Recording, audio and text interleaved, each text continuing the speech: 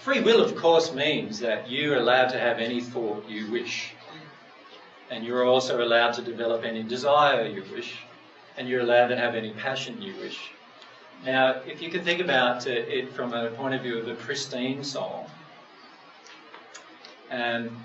remember I said to you right in the beginning that the first human couple's biggest mistake, and only, in fact, mistake that they made, was this desire to be God rather than to become God-reliant.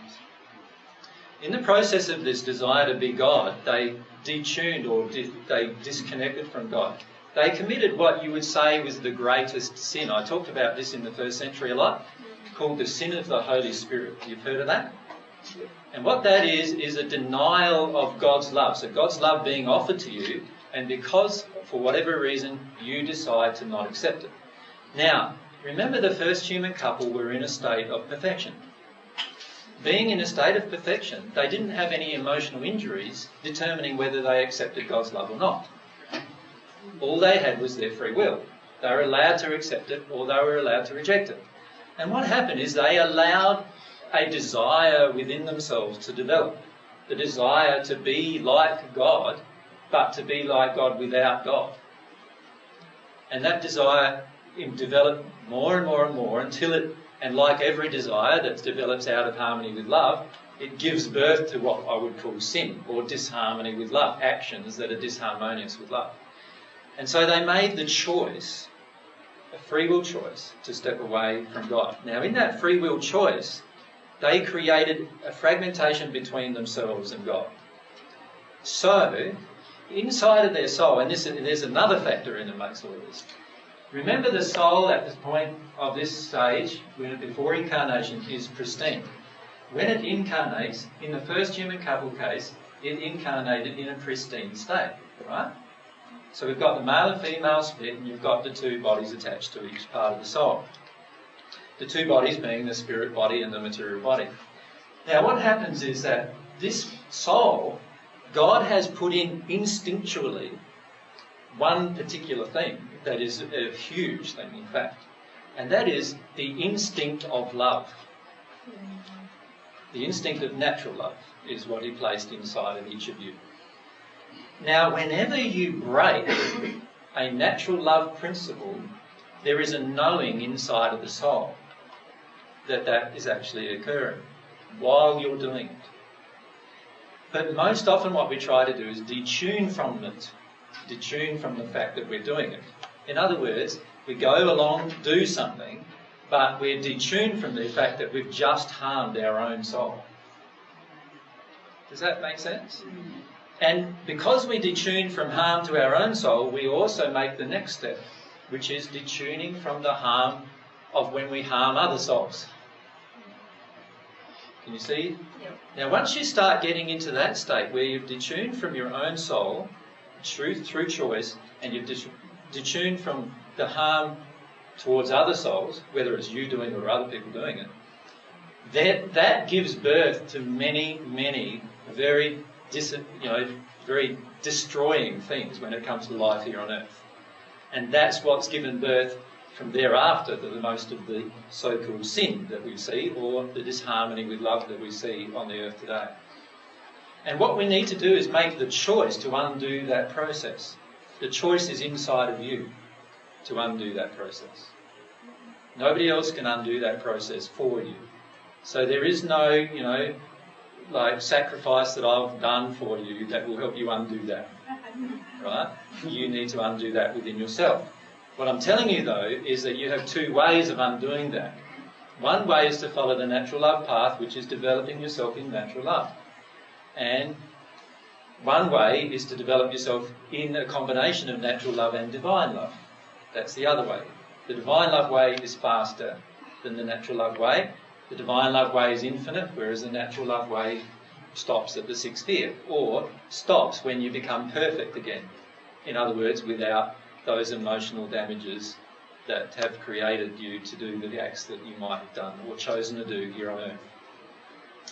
So can I just finish that then? So can you see how once this soul begins an act of violence towards itself, because that's really what every act is. Every act in disharmony with love is an act of violence towards yourself initially, but also towards others. But every act of disharmony is an act of violence towards yourself, that your soul has a consciousness of what it should be doing as well. What you would say is its instinct with regard to natural love. And what happens is the differential between the instinctual consciousness and what you actually do creates the law of compensation. In other words, when you become conscious of this instinctual consciousness that you have, and you become conscious of what you've done, you will see a great disharmony between the two things. And you will feel ashamed of yourself and guilty about it and all of those kind of things. That's what creates the law of compensation. It's all happening inside of yourself. And this is the beauty of what God's created. God's created all this happening inside of you. There doesn't need to be any other person in existence in the universe, and you will still feel these things. And that's the beauty of the system God has created. It is self-maintaining. It maintains itself. God doesn't have to go, oh yeah, I saw him do that this week, and I saw her do that this week. No, just like we tell our children Father Christmas does, right? God doesn't do that, because God doesn't have to. God created a system that's perfectly flawless. And our soul, its choices, depend on how it works with us. So it's all about your choices. So that's a very important thing to ponder upon and meditate upon if you want to develop your life spiritually. AJ, I can't understand, Yeah. you can possibly hear me, Yeah. if God is a God of love and perfect love, and God created the two first beings, Mm-hmm. they had no parents who gave them any flaws that they had. Spot on. God created a perfect world. Spot on.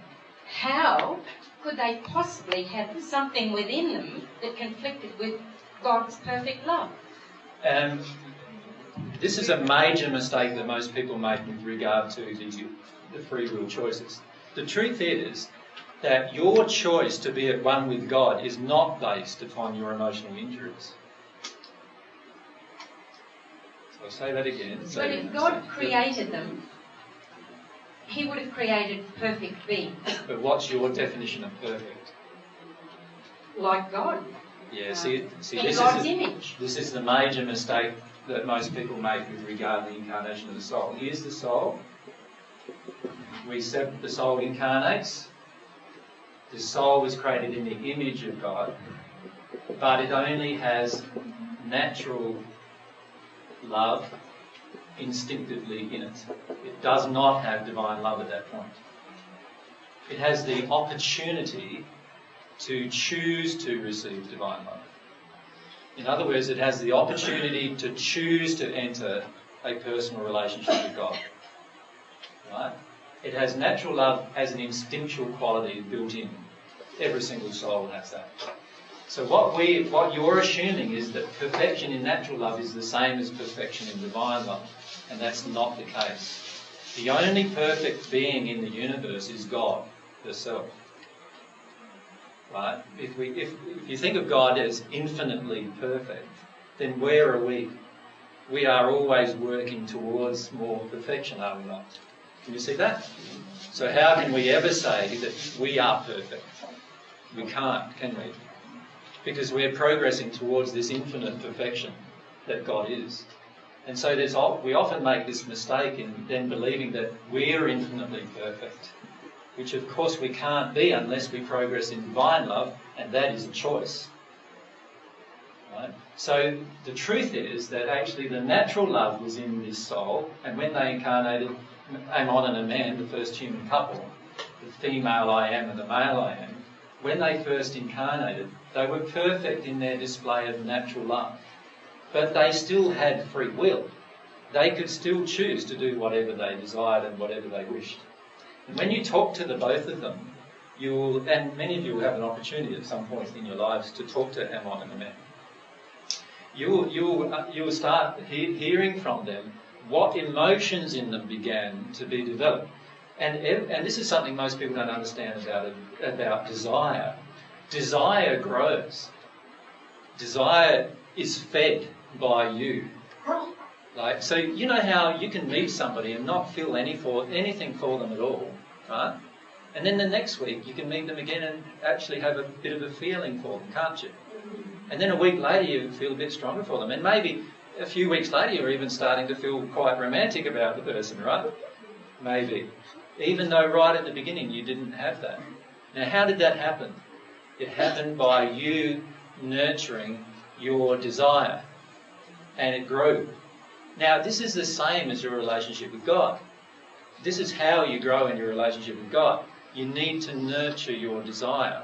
Now, what Amon and Aman did was they nurtured their desire in the opposite direction. They wanted to become gods. And they decided they didn't want to nurture their desire towards God. They wanted to nurture their desire towards developing themselves and being responsible completely for themselves without their connection to God. So they chose to walk away from God through nurturing that desire. So the desire began, and there's a very good simile in the Bible, in the book of Genesis, it actually says that, that Eve saw the apple, right? is the analogy. The apple being the object of her desire.